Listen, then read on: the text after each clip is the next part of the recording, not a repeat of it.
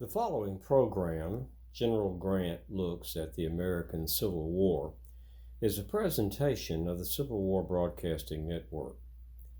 It is one of that series of programs wherein General Grant lifts up a person, place, or event in the war for review and reflection. It is available on the free YouTube channel Dr. E.C. Fields, on Facebook under Kurt Fields as General Ulysses S. Grant, and on other social media. Permission to copy and distribute is granted and indeed encouraged. Remember, you are the future of our past.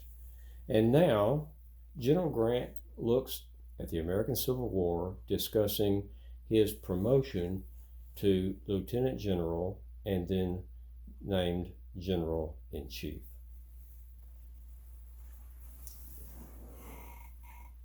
I am Lieutenant General Ulysses S. Grant, and you find me in my library today wishing to reflect with you upon my promotion to Lieutenant General. I am wearing my Major General uniform, battle worn and dirty, faded, but it is the uniform that I was wearing the night I met President Lincoln at the White House in the East Room. And I thought it appropriate to wear the uniform I wore the first time I met Mr. Lincoln and the circumstances that brought forth my wearing this uniform. Perhaps you'll have a smile. The issue of being promoted to Lieutenant General goes back to the issue of there being no Lieutenant General rank since George Washington. He is the only one who in 1798, when we were afraid the French were going to invade us, John Adams worked with Congress and they developed the rank of Lieutenant General. And General Washington had it until his death the next year. Winfield Scott, my longtime idol and hero, had it as a brevet only. He did not hold the full rank. So if I got the rank of Lieutenant General, which I did, I'm only the second to hold the rank. But there was much that went on boiling behind the scenes in the rivers of politics of which I want nothing to do, that I should like to familiarize you with what was happening. It was not by any means something sudden. On December the 14th of 1863, my supporter, Elihu Washburn, congressman from Galena, Illinois, and Mr. James Doolittle, senator from Wisconsin, jointly sponsored a bill to resurrect the rank of Lieutenant General, and Senator, or rather Representative Washburn, Congressman Washburn, introduced House Resolution number 26 on December the 14th of 1863.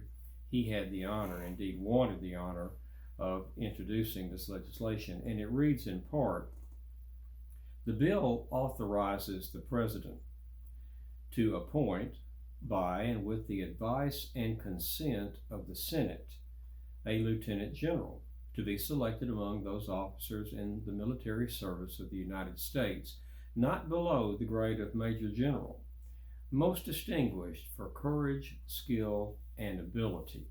So that went into the hopper, so to speak, on December the 14th. There was a great deal of controversy about this, about whether or not to indeed name me specifically, and whether or not that should be done. Well, an amendment was added that did name me specifically, and the House version of that passed, but it was strongly objected to by at least 19 congressmen because the bill passed the House on February the 2nd, 117 to 19. But President Lincoln was having some difficulties because he thought I had political aspirations. Indeed, he was surrounded with generals that had political aspirations and men who wanted to be the president. And remember, in end of 1863, the first of 1864, the war was not going well at all. And President Lincoln was greatly concerned that he would not be reelected, indeed not even renominated at the party convention in the summer of 64. And he was wanting to nominate me to get a third star because he didn't want to create another strong rival for the presidency. And he had no idea how I felt. A couple of letters that I wrote in that time frame, though, I think helped alleviate the president. On January the 13th, Admiral Porter, a good friend of mine, wrote a letter to Gustavus Fox, the brother-in-law of Frank Blair, Major General Frank Blair. The Blairs are a strong political family in St. Louis and in Washington. And Gustavus Fox is the brother-in-law of Frank Blair. Admiral Porter wrote him this letter on January 13th of 1864, saying, Grant could not be kicked into the presidency. He would not have it at $40,000 per year. He don't like anything but fighting and smoking. And he hates politics as the devil does holy water. He don't want even to be a lieutenant general until the war is over. So having no aspirations of a political nature, he should have as big a command as he can manage. And the success of the next year depends on his having all the Mississippi. It is indeed a necessity. And don't like anything but fighting and smoking. Well, that went to Gus Fox, Assistant Secretary of the Navy. It went to Frank Blair, and it gets into the White House. But at the time, the Democrats were looking for a candidate to run against Lincoln, as the Republicans were looking for a candidate to run against Lincoln. And Isaac N. Morris, who was a hater of Lincoln, an implacable foe, and active in politics, sent me a letter inquiring if I would run for the presidency. And I responded to Mr. Morris in this way. In your letter, you say I have it in my power to be the next president. This is the last thing in the world I desire. I would regard such a consummation as being highly unfortunate for myself, if not for the country. Through Providence, I have attained to more than I had ever hoped, and infinitely prefer my present position to that of any civil office within the gift of the people. And I hope that gets to President Lincoln. Some more background. The country, Congress, and the president particularly were not happy with General Meade. He had let Lee slip through his, President Lincoln said he had Lee within his grasp and he let him slip through his fingers. My victory at Vicksburg was hailed and lauded still, but there was much talk of transferring Meade to the south or perhaps into the Washington area and demoting him, bringing me in to be the commander of the AOP, Army of the Potomac. Well, that's a graveyard for generals, and I wanted no part of that. Halleck did not want that for me, and another ally that I found out about was Charles A. Dana, who had been indeed sent to spy on me during the Vicksburg campaign to see if I was the drunk I'm supposed to be, and what I did and how I did it. He and Halleck both strongly supported me staying in the West, not being brought in to be commander of the Army of the Potomac. The talk of being a lieutenant general is becoming stronger. Indeed, the New York Herald is leading a campaign to name Grant for president. And this clamoring is becoming ever louder. And uh, the president is perplexed. Through all of this, the entire month of February, when the bill was being debated first in the House, then in the Senate, President Lincoln was silent. He said nothing. Because, as I pointed out earlier, he's surrounded by men who want to be president. He's concerned he's not going to be reelected. He knows my popularity in the country, and he does not want to give me a third star only to have it lead to me ousting him from the executive mansion. So he says nothing. Indeed, he, in this time frame, restored John McClernand to a command in Louisiana. Now, I could take that as a slap in the face. My supporters certainly do, and tell me I should take it as such. I do not, however. The president may do as he wishes, and I don't have to contend with General McClernand. And I know that the president and General McClernand are longtime good friends, so I have nothing to say on that. Certainly no criticism. I take note, though, that the president has said nothing. He does appoint a former rival to restore him to commander after I had relieved him of command after Vicksburg. So you see, there's also the question of lieutenant general. The lieutenant general is not by law automatically the general in chief. There are two separate statuses.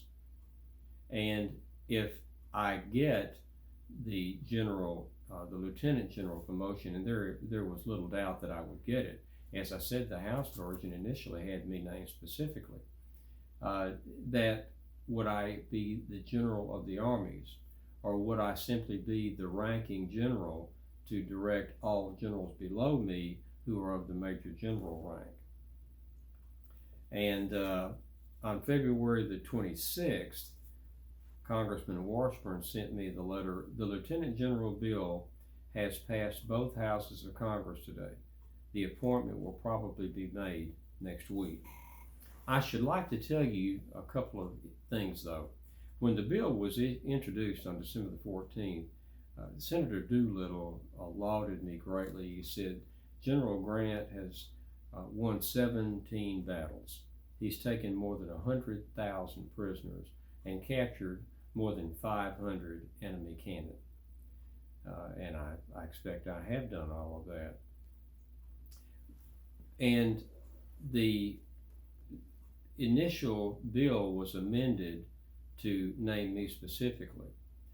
Now, when that went to the Senate, now it passed the House 119 to 17, or correction, 117 to 19. So not everybody wanted me to have it. When it went to the Senate, their version struck that from the bill, and they debated it back and forth. Why not wait till the war's over and award whoever does the best? Why do we have to have the duality of lieutenant general and not general in chief? Why do we have to name Grant?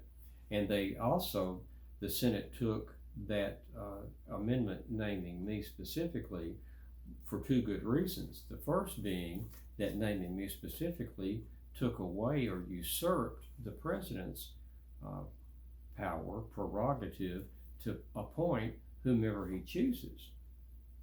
And it also simultaneously takes away the power of the Senate to advise and consent in the Constitution. If the person's named, the Senate can't approve it. So that was struck. It was sent back to the House. A committee bill hammered out that the rank was indeed resurrected, and it passed the Senate 31 to 6. So again, not everybody was in favor of me getting that. Senator Sumner was one of those people opposing it. On February the 26th, it was approved. It was sent to President Lincoln on leap year day, February the 29th. He immediately signed it, said one sentence: I appoint Major General Ulysses S. Grant to the rank of Lieutenant General. Sent it back to the Senate by the same messenger. They got it on March the 1st. They approved it on March the 2nd. The rank was resurrected. I had been nominated and approved on March the 2nd. On February the 29th, President Lincoln had written, "I nominate Ulysses S. Grant, now a Major General in the military service, to be Lieutenant General in the Army of the United States." March the 2nd, I was in. But on February the 28th, what had really clinched President Lincoln, assuaged President Lincoln's mind and clinched it, was this letter I wrote Frank Blair, Major General Frank Blair, the Blair family of St. Louis. Nashville, Tennessee, February the 28th, 1864. My dear General, and he had written me a letter inquiring about my status. Do I want to be the president? Your letter of the 16th instant is but just received. It is on a subject which I do not like to write, talk, or think. Everybody who knows me knows I have no political aspirations, either now or for the future. I hope to remain a soldier as long as I live, to serve faithfully any and every administration that may be in power, and which may be striving to maintain the integrity of the whole Union as long as I do live. However, for the powers that be choose to extend my authority, I will always endeavor to realize their expectations of me. However much my command may be reduced, I will serve with the same fidelity and zeal. Under no circumstances would I use power for political advancement, nor whilst a soldier take part in politics. If in the conventions to meet, one candidate should be nominated whose election I would regard as dangerous to the country, I would not hesitate to say so freely. Further than this, I could take no part. Admiral Porter, in writing to Assistant Secretary Fox, has probably obtained his information from Sherman. Sherman knows my views exactly. On the subject of the Lieutenant Generalcy, however, he has not exactly caught my idea. When the bill reviving that grade was first proposed, I did express doubts as to the effect such a measure might have on my influence over those over whom I might have to command, and who, after all, have all the fighting to do. Rather than to loose the least power to do good towards crushing out the rebellion in the shortest possible time, I would prefer remaining as I am. I also stated that under no circumstances could I be induced to take an office which would require me to stay in Washington and command whilst the armies were in the field. I hope you will show this letter to no one, unless it be the President himself. I hate to see my name associated with politics, either as an aspirant for office or as a partisan. Write to me again. Sincerely, your friend, U.S. Grant. The issues that had come to the fore were, would I take the command of the Army of the Potomac? Would I have to command in the field? And would my name be specifically in the legislation? Well, those items were, and did I want to run for the presidency? I made that clear. It was also worked out I would not be named the commander of the Army of the Potomac. I would not have to command in the field if I took the command. So behind the scenes, my desires and preferences were addressed. The president's mind was assuaged about me being a political rival. Now, General Halleck wrote me a letter on March the 1st because my moving up would create a ripple effect through the command structure. Your promotion to lieutenant generalcy, which I presume will be immediately made, will create a vacancy of major general in the regular army.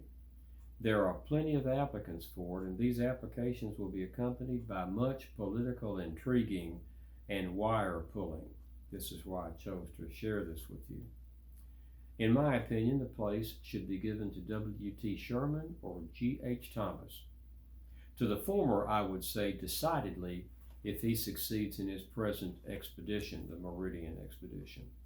A recommendation from you, strongly urged by the military authorities here, may be able to overcome the political influences that will be brought to bear in favor of others.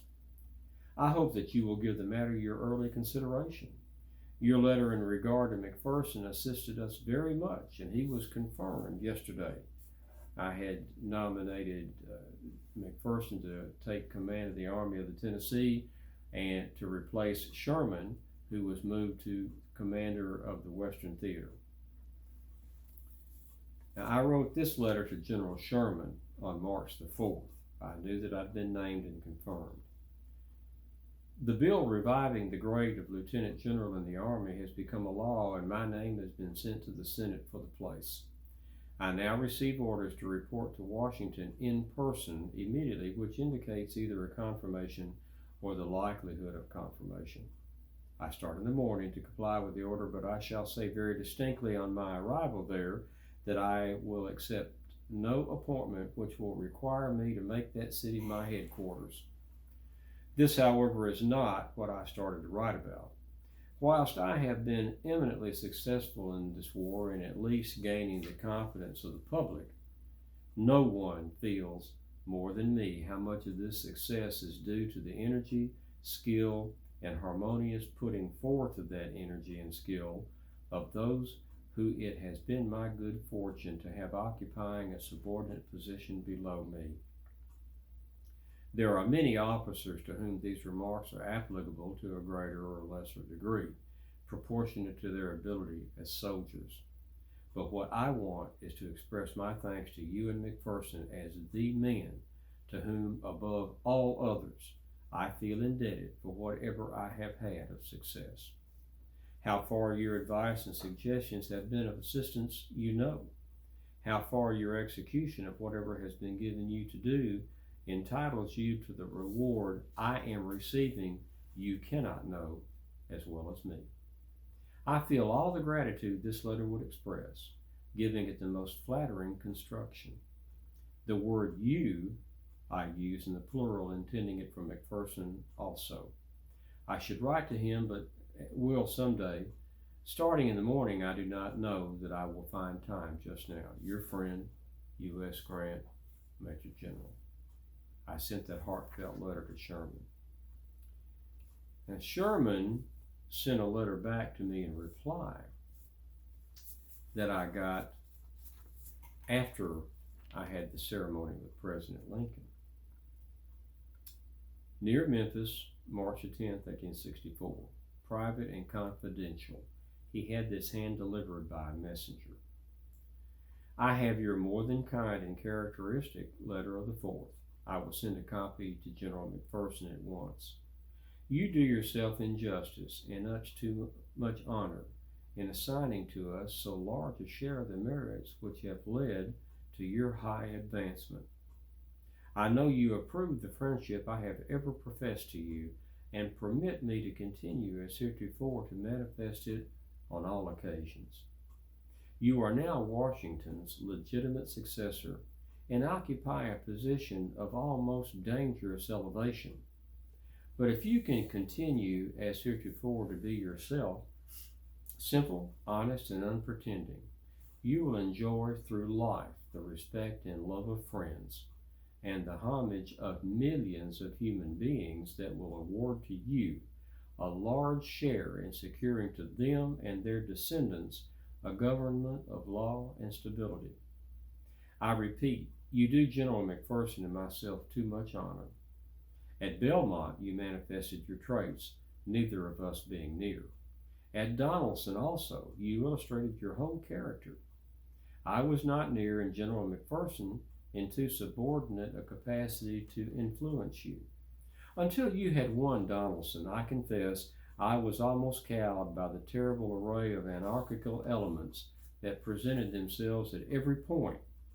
But that victory admitted the ray of light which I have followed ever since. I believe you are as brave, patriotic, and just as the great prototype Washington, as unselfish, kind-hearted, and honest as a man should be, but the chief characteristic in your nature is the simple faith in success you have always manifested, which I can liken to nothing else than the faith a Christian has in a Savior. This faith gave you victory at Shiloh and Vicksburg. Also, when you have completed your best preparations, you go into battle without hesitation. As at Chattanooga, no doubts, no reserve. And I tell you that it was this that made us act with confidence.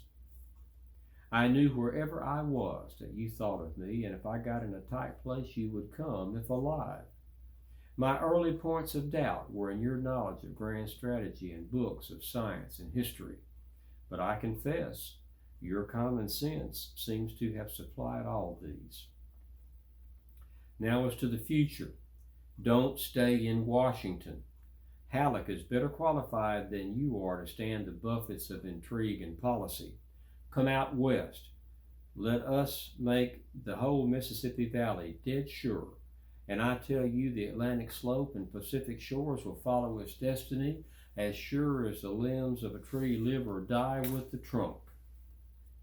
We have done much, but much still remains to be done. Time and time's influences are all with us. We could almost afford to sit still and let these influences work. Even in the seceded states, your word now would go further than a president's proclamation or an act of Congress. For God's sake and for your country's sake, come out of Washington. I foretold General Halleck before he left Corinth the inevitable result to him, and I now exhort you to come out west. Here lies the seat of the coming empire, and from the west, when our task is done, we will make short work of Charleston and Richmond and the impoverished coast of the Atlantic. I got to Washington on the afternoon of March the 8th with Fred, my 13-year-old. I had on a linen duster and this uniform. I had a nicer uniform, but this is what I was wearing. And we checked into Willard's Hotel. We walked the several blocks to Willard's Hotel. Clerk had me sign in. I had on the linen duster, and I turned the register around. I'd written Grant and Son, and took off the coat, and he saw my shoulder straps and recognized the name and ejaculated, "My God, you're General Grant, not the General Grant." And everybody in the dining room and the lobby immediately looked, and some stood up, began cheering, wanting to shake my hand and so forth. But he had given me a room. He said, "The best I've got is an attic room, a garret. Will that be all right?" And I said, "Yes, that'll be fine." But when he saw who I was, he said, "I've got another room for you." He had 5 federal officers ejected from the, it was Parlor 6. It was I believe, even a honeymoon bridal suite. It was the same room President and Mrs. Lincoln stayed in while he was waiting for his inauguration. And those 5 officers were creating quite a ruckus until they came into the lobby and saw me. And then they became very accommodating and said they were happy to give up their room for me. I would have been happy with the garret I had and let them stay where they were. Fred and I went out, had a little bit to eat. I wanted to show him a little bit of the city. We came back. I had a note from the White House that said the president was having a levee and would like for me to come over, if possible. Of course, it was possible. I put Fred to bed, made sure he was attended to, and walked to the White House. And Washington is a sewer. It really is a sewer, and I had on my shoes and quite a bit of offal on my shoes. And I was wearing this uniform. I was not expecting to go to a levee at the White House and meet the president. We met. The people wanted to see me. I was spending a very pleasant few minutes with Mrs. Lincoln, and she said, "General, I believe the people want to see you." And Secretary Seward actually insisted I stand on a sofa, a red chintz sofa that I believe Mrs. Lincoln had just had refinished. And with what I had on my shoes, it would need to be refinished again. I stood there for quite some time, shaking hands and not really knowing what to do. And after a respectable time, President Lincoln took me into a side room and he said, "General, I'm going to give you my statement that I'm going to make tomorrow, so you may prepare appropriate responses. I would like for you to try to assuage the feelings of an Army, the Potomac particularly, that may resent you being brought in from the West, and with the attitude, overcome the attitude of, well, come on and show us how it's done." So if you would write something to try to assuage and instill a positive attitude rather toward your becoming the commanding general of all the armies. And I went back to Willard's and wrote my brief statement. Now the president, the morning of the 9th, we went to the meeting and the cabinet was there. 3 of my staff officers were there. Halleck was there, and my son Fred was with us to see that. President Lincoln said, "The nation's appreciation of what you have done and its reliance upon you for what remains to do in the existing great struggle are now presented with this commission, constituting you Lieutenant General in the Army of the United States. With this high honor devolves upon you also a corresponding responsibility. As the country herein trusts you, so under God it will sustain you. I scarcely need to add that with what I here speak for the nation goes my own hearty personal concurrence." It was only 84 words. I pulled out of this pocket my folded up, little rumpled pencil and statement, or rather statement written in pencil, and my acceptance was, "I accept the commission with gratitude for the high honor conferred. With the aid of the noble armies that have fought on so many fields for our common country, it will be my earnest endeavor not to disappoint your expectations. I feel the full weight of the responsibilities now devolving on me, and know that if they are met, it will be due to those armies, and above all to the favor of that providence which leads both nations and men." And my acceptance was only 81 words. But being made Lieutenant General did not automatically make me General-in-Chief. Henry Halleck was General-in-Chief. But after the appointment on March the 10th, this was issued to the armies on March the 17th. But on March the 10th, President Lincoln wrote this order: Executive Mansion, Washington, D.C., March 10th, 1864. Under the authority of the Act of Congress to revive the grade of Lieutenant General in the United States Army, approved February 29, 1864, Lieutenant General Ulysses S. Grant, USA, is assigned to the command of the armies of the United States. So I was in command of all armies of the United States. And I wrote this order: I assume command of the armies of the United States. Headquarters will be in the field, and until further orders will be with the Army of the Potomac. There will be an office headquarters in Washington, D.C., to which all official communications will be sent, except those from the Army where the headquarters are at the date of their address. U.S. Grant, Lieutenant General, USA.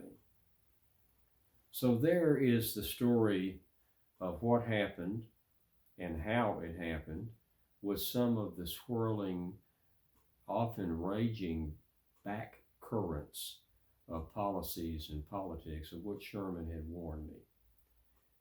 And the more or less agreement that I wouldn't have to stay in Washington, that I would not become commander of the Army of the Potomac, and that I would be in the field commanding.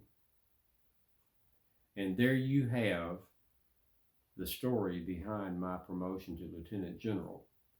And I'd like to remind you that I wore my battered and careworn Major General uniform that has served me well in memory and in honor of having gotten the rank of Lieutenant General, the first since George Washington. But I have said enough for this reflection, and for the moment and until we come together again, I am Lieutenant General Ulysses S. Grant, commanding United States Armies, bidding you an affectionate farewell.